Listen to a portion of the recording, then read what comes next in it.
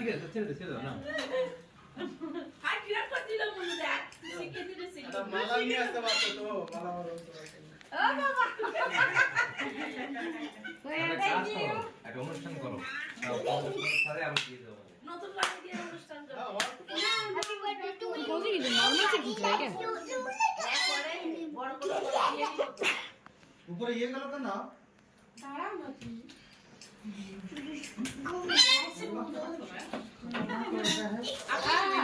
नहीं नहीं